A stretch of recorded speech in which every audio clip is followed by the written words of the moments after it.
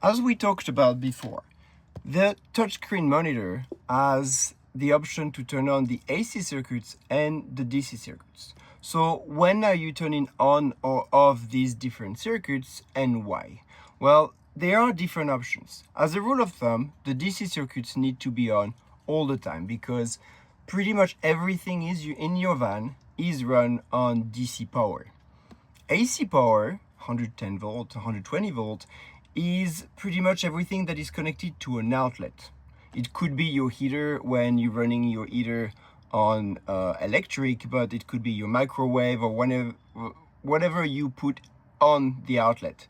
So as a rule of thumb, leave it off because it draws power by being on its own, and only turn it on when you need to use something specific that requires an outlet or AC power.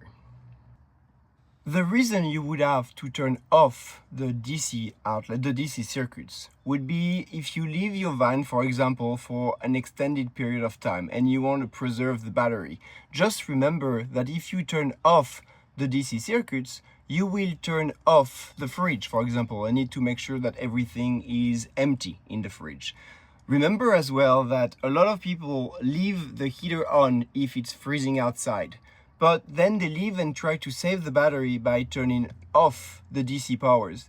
Even though your heating system runs on the fuel tank of the van, the monitor is DC powered. So if you turn off the DC circuits, you will turn off your heater as well.